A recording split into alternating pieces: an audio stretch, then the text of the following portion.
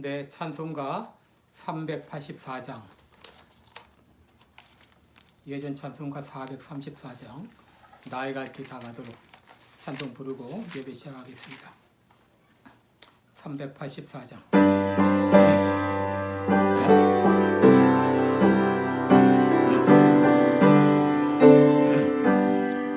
나의 갈 길 다 가도록 예수 인도시니 내 주 안에 있는 그분 어찌 의심하리요. 믿음으로 하는 자는 하늘 위로 받겠네.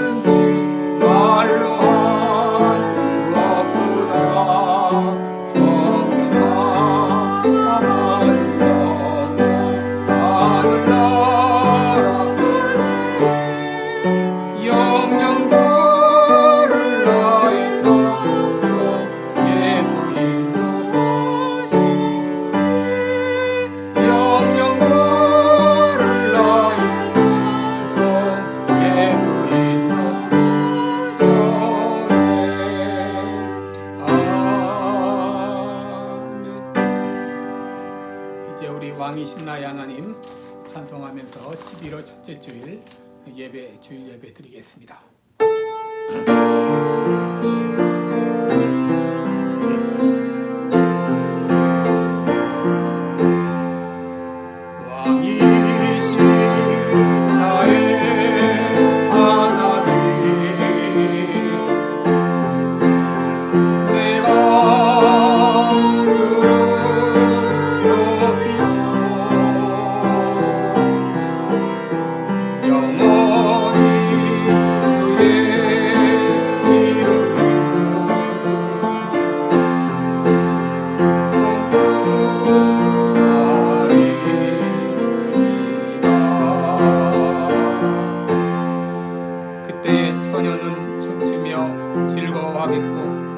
청년과 노인이 함께 즐거워하리니 내가 그들의 슬픔을 돌이켜 즐겁게 하고 그들을 위로하여 근심한 후에 기쁨을 얻게 할 것임이니라.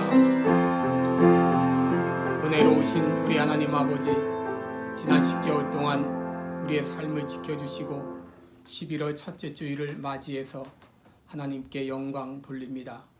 오늘의 모든 예배를 주님이 기뻐 받아 주옵시고 우리의 마음과 뜻과 정성을 모두 드리는 이 예배를 받아 주옵소서. 감사드리옵고 예수님의 이름으로 기도드리옵나이다. 아멘. 찬송가 6장 부르겠습니다. 목소리 높여서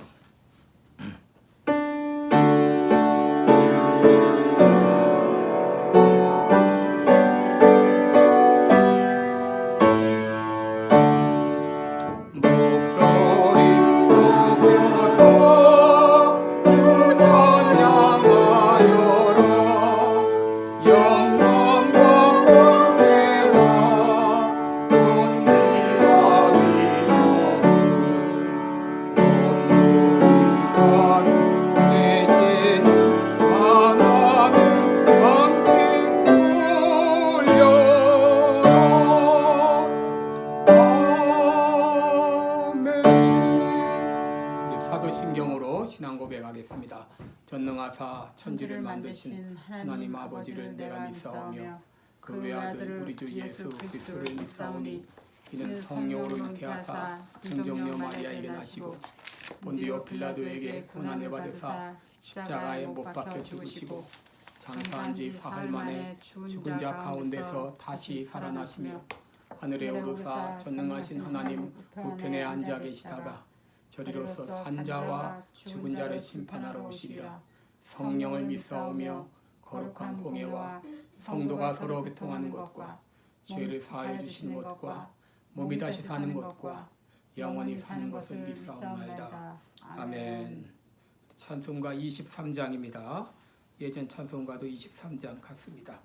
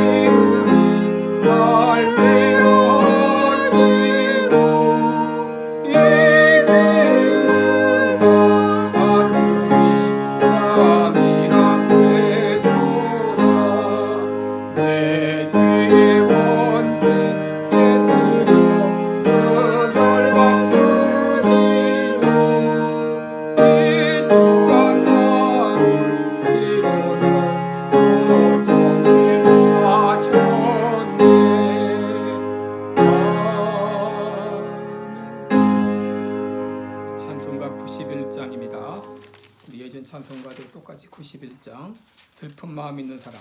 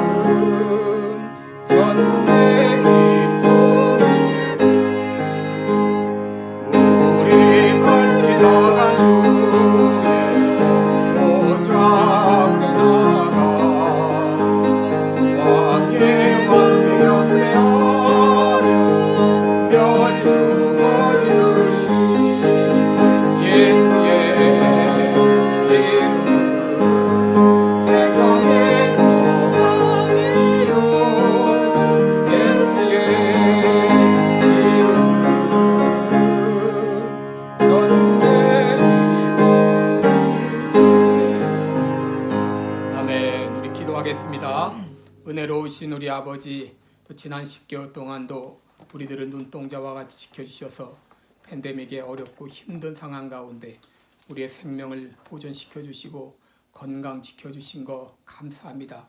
우리가 때로 모여서 예배드리지 못하고 어려움을 많이 겪었고 또 추운 공원에 가서 예배를 드렸는데 하나님께서 우리의 모든 마음을 기뻐 받으신 줄 믿습니다. 오늘 다시 또 춥고 한가운데서 동영상으로 예배드리지만 우리 예배를 통하여 주님 영광 받아주시고 참여한 우리 모든 성도들에게 큰 은혜로 함께하여 주옵소서. 하나님께서 우리를 사랑하셔서 예수님을 알고 믿게 하시고 하나님의 자녀 삼아 주신 거 감사합니다. 우리가 주일 때면은 주님 앞에 이렇게 하나님께 경배할 수 있는 은혜 주신 것을 감사합니다. 놀라운 특권을 우리들이 어떤 상황이 올지라도 빼앗기지 않도록 도와 주옵시고 날마다 더욱더 주님을 사랑하며 섬기는 우리 온 필라델피아 교회 성도들이 되게 하여 주시옵소서. 하나님께서 이제 지금 팬데믹으로 온 세상이 아직도 어지러운 가운데 있사오나 속히 역병이 다 떠나가게 역사해 주시사 온 세상이 다시 정상으로 회복될 수 있도록 은혜 베풀어 주옵소서. 또 11월 3일 이제 대통령 선거가 있는데 이 모든 선거 가운데도 주님이 간섭해 주시사 진정 하나님을 사랑하며 또 나라를 사랑하는 귀한 사람이 대통령으로 선출될 수 있도록 주님 역사하여 주시옵소서.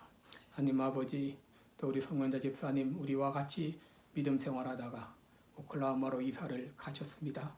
하나님 아버지 이제 비록 떨어져 있지만 늘 기도로 교통하며 주님 부르는 그 순간까지 건강하게 살 수 있도록 영육간의 강건함으로 함께하여 주시옵소서.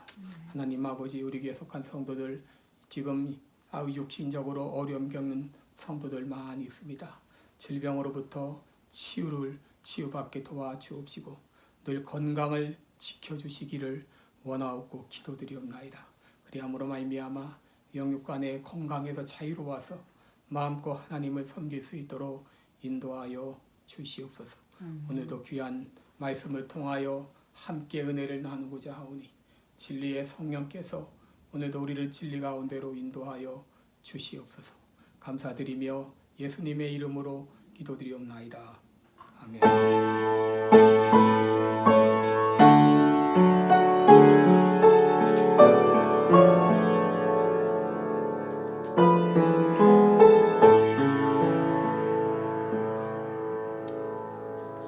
네, 여러분께 교회 소식 알려드리겠습니다. 오늘은 우리 예배를 이렇게 동영상으로 드리게 되었습니다. 제 건강도 여의치 못하고 또 날씨가 쌀쌀합니다. 동영상으로 예배 드리게 되었습니다. 새벽 기도회 매 6시 하는데 아마 내일부터 시작할 수 있을지 모르겠네요. 동영상과 함께 시작해 주시기 바랍니다. 우리 송년자 집사님이 지난 10월 28일 오클라호마로 이사를 가셨습니다. 그 가정을 위해서 건강을 위해서 계속 기도해 주시기를 바랍니다. 또 모니카 집사님이 11월 4일부터 13일까지 이제 플로리다 따님집을 방문하게 됩니다. 모든 여정을 위해서 기도해 주시기를 바랍니다. 우리 교회당 오픈이 11월 29일 날 오픈 시작합니다. 그래서 몇 주만 더 참으시기 바랍니다. 우리 금년도 3가지 실천사항 이행을 위해서 여러분 계속 힘써 주시기를 바랍니다. 그리고 이제 11월 3일 내일 모레죠. 대통령 선거가 있는데 여러분 계속 나라를 위해서 또 선거를 위해서 기도해 주시기를 바랍니다. 이 시간에 우리 헌금 드리겠습니다. 213장 예전 찬송가 348장입니다. 1절만 부르겠습니다.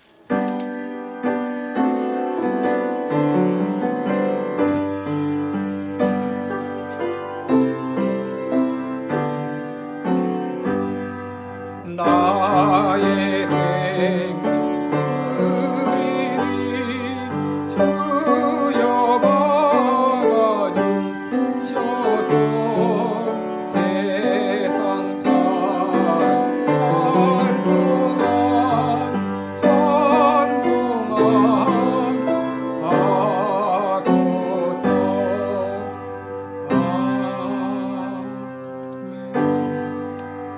말씀을 위해서 기도하겠습니다.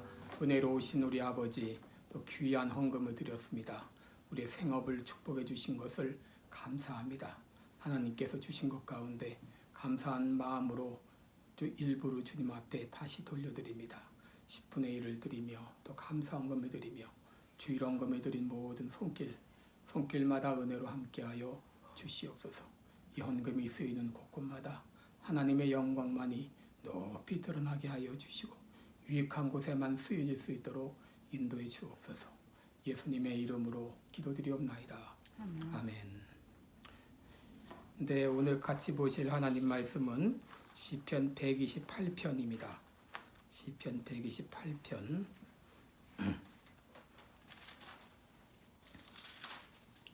시편 128편 1절부터 6절까지 보겠습니다. 시편 128편입니다.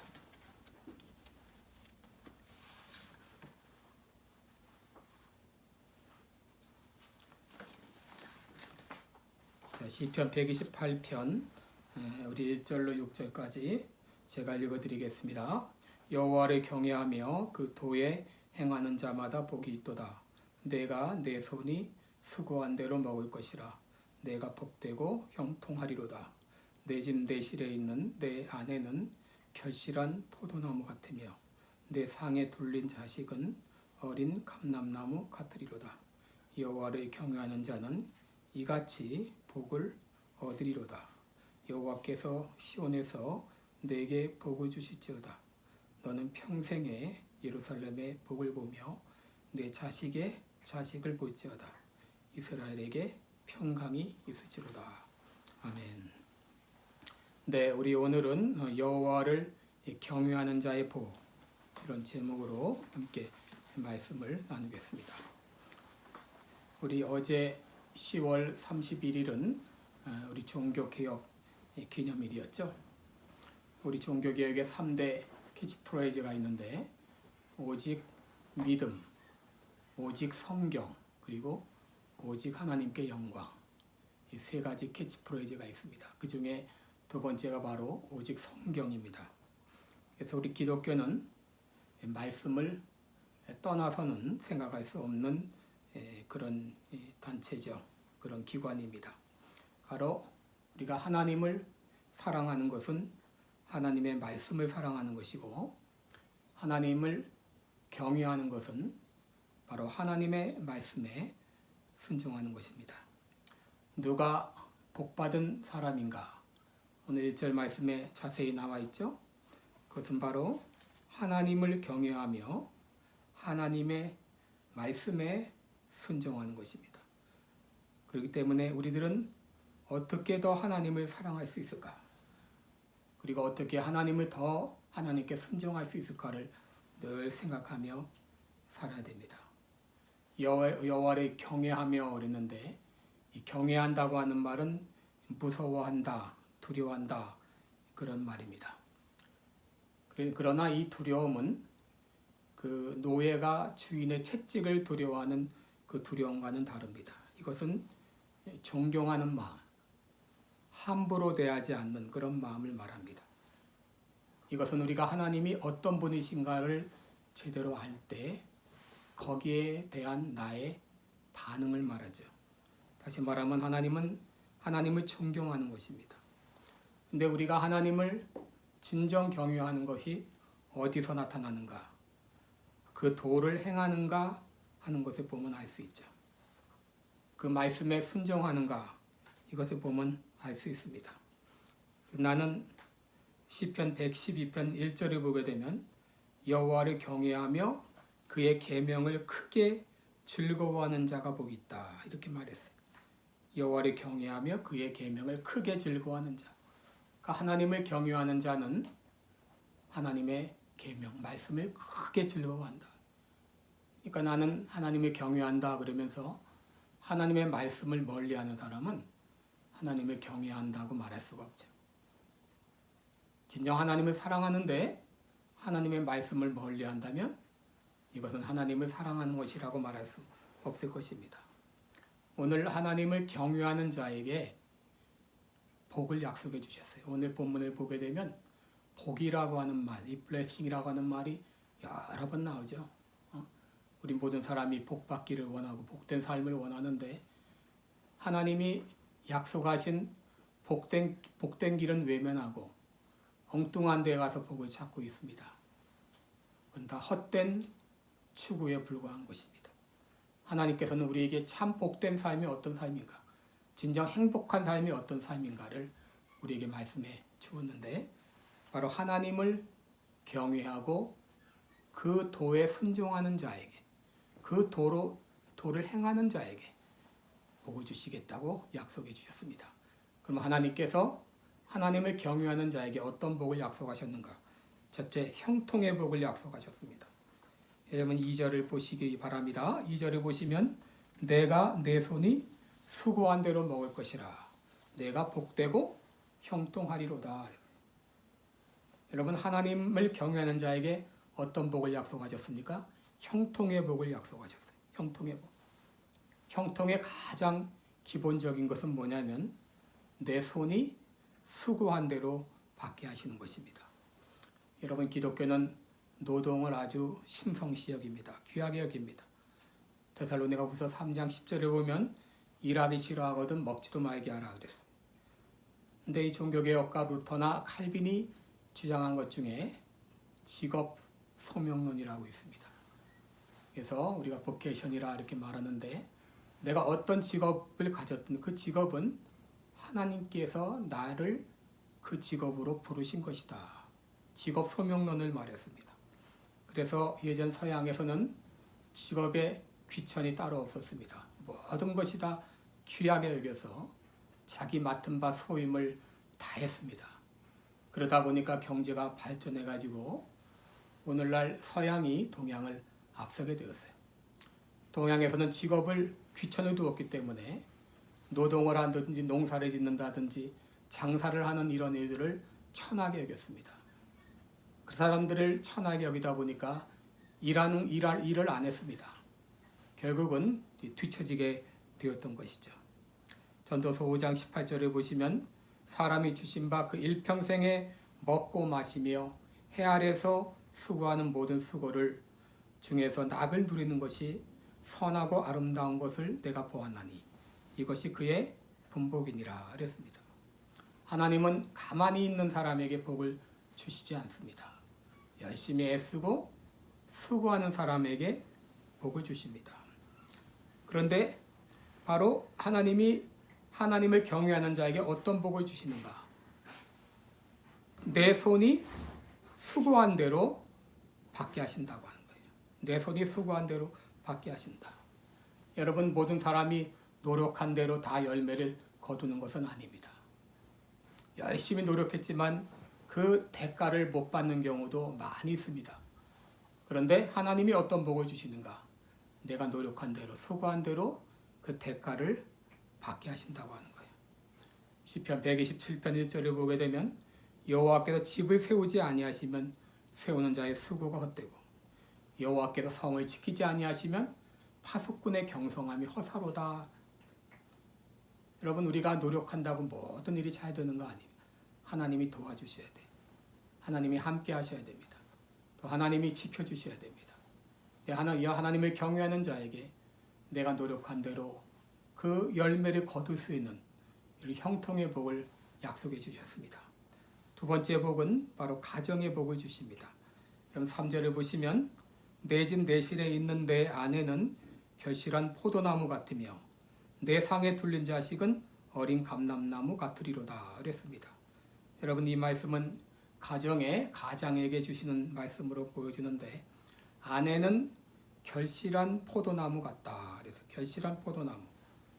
결실한 포도나무는 포도가 잘 익어서 주렁주렁 달려있는 그 나무를 보죠. 여러분 그 모습을 보면 어떻습니까? 얼마나 평화롭습니까?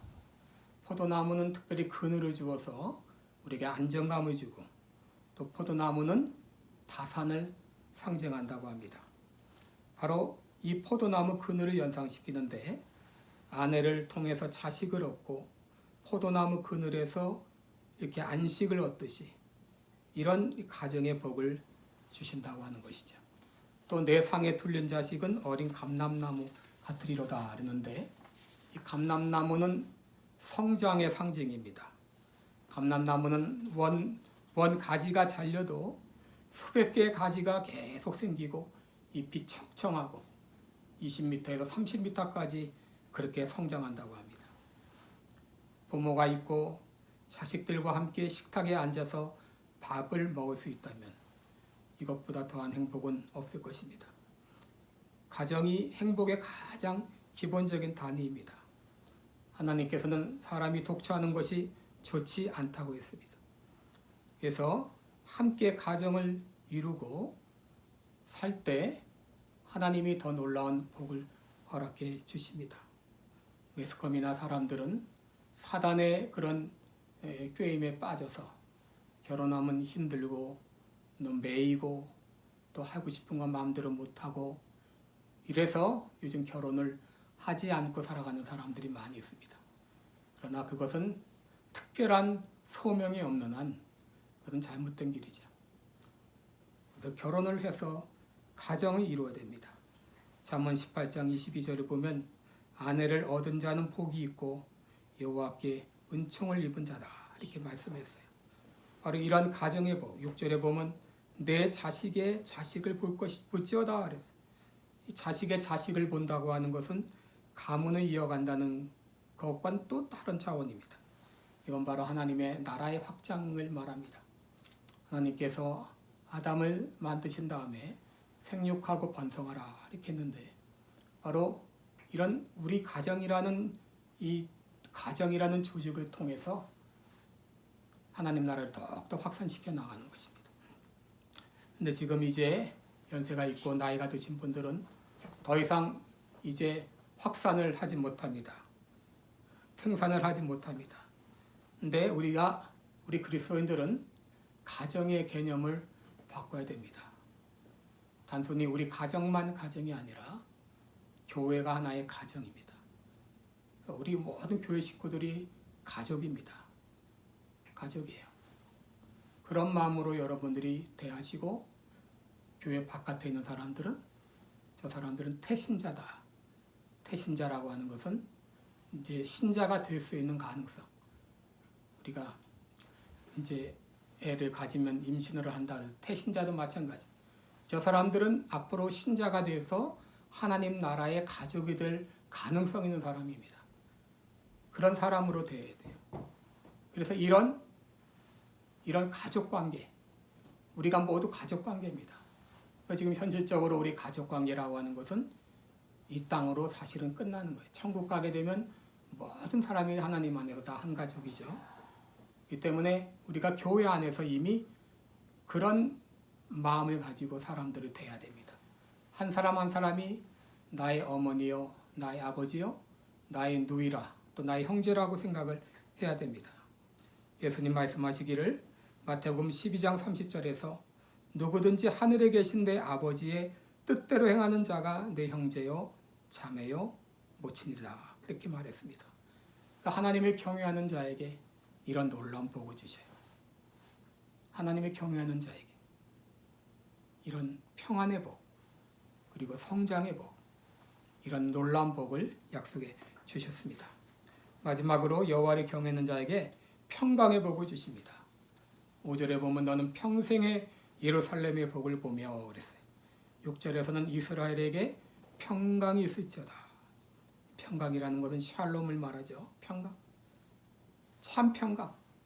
어디서도 맛볼 수 없는, 어떤 상황에서도 변치 않는 그 평강의 복, 이런 복을 약속해 주셨습니다.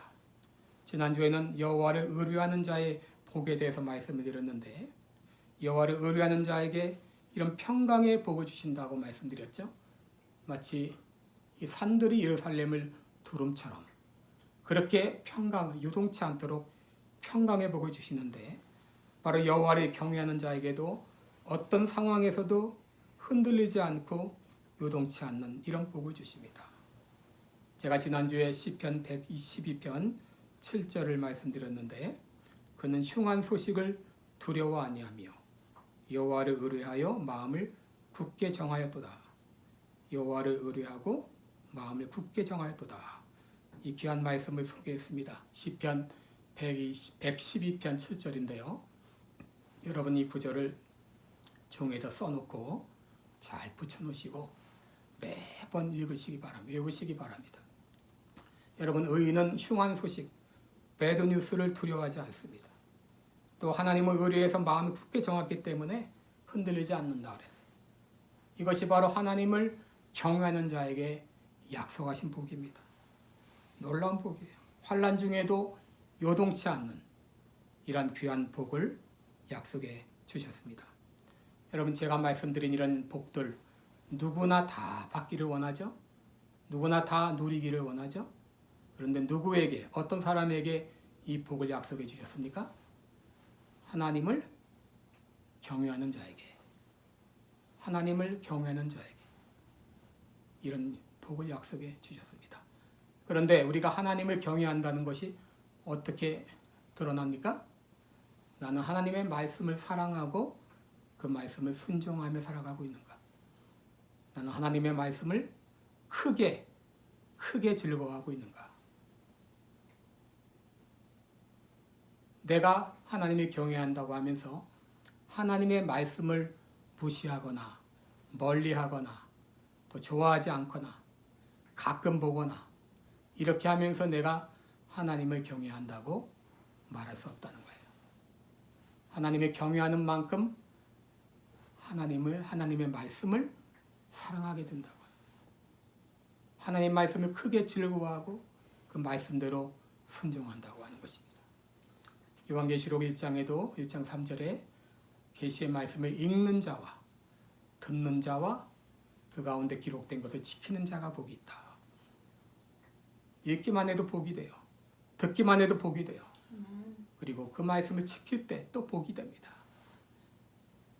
바로 내가 하나님을 경외한다고 하는 것은 하나님의 말씀을 사랑하는 것으로 나타난다고 하는 것입니다.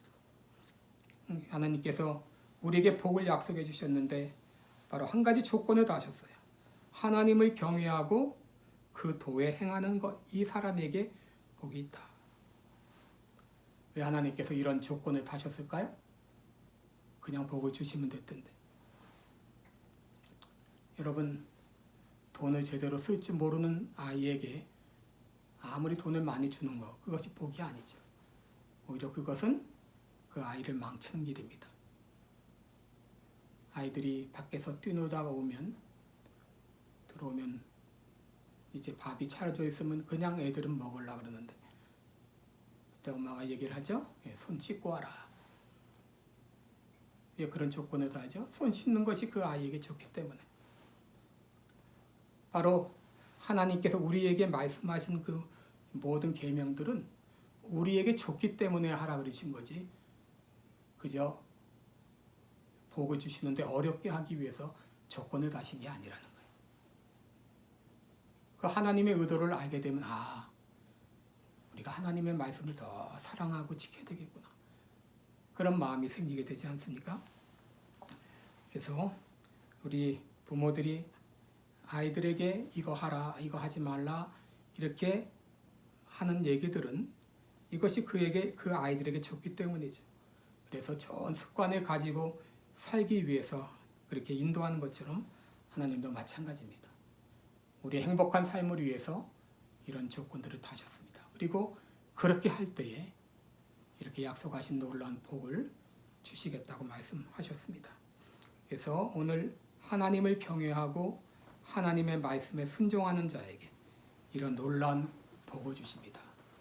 오늘 나는 복 받기를 원하지만 진정 하나님을 경외하고 있는가?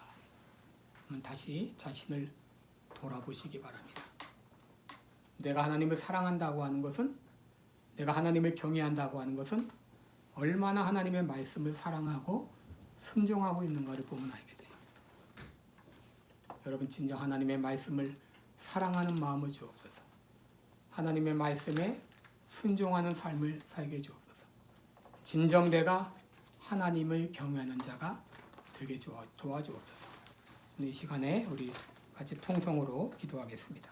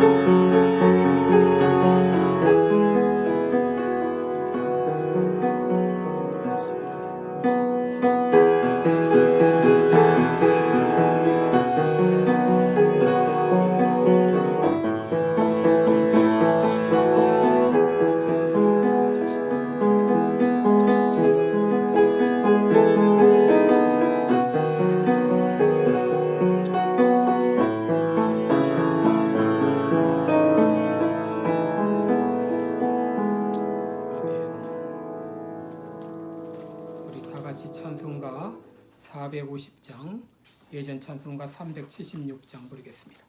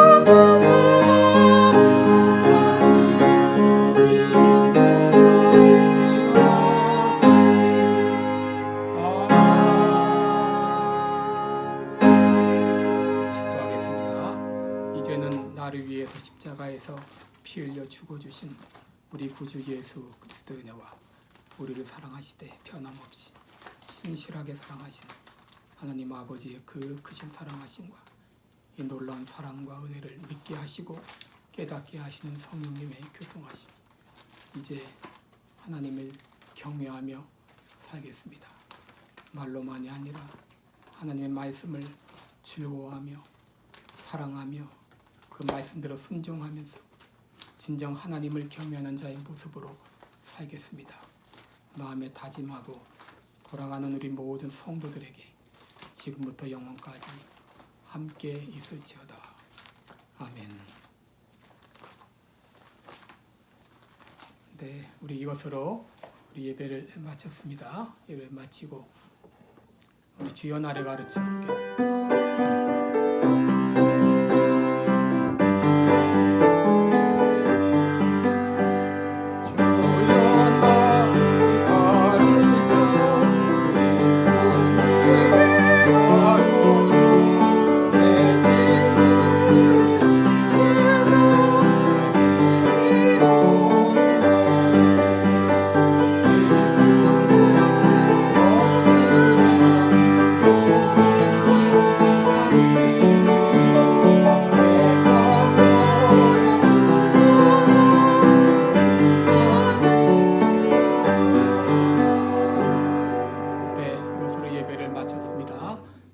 지금 아직도 건강이 완전히 회복이 안 되고 목소리가 잘 나오지 않는 가운데 있습니다. 저를 위해서 계속 기도해 주시기 바라고, 우리 송윤자 집사님 이사 잘 가셨는지요? 또 나중에 소식 전하도록 하겠고요. 모니카 집사님 또 여행 잘 다녀오시기 바랍니다. 그리고 우리 교회 집 나오지 못하고 있는 우리 이행순 집사님, 이윤우 집사님, 우리 11월 29일 날 교회 건물이 오픈을 합니다. 그때부터 다시 교회 나올 수 있기를 기도합니다. 그럼 예배를 마치겠습니다. 한 주간 동안 잘 지내세요. 감사합니다.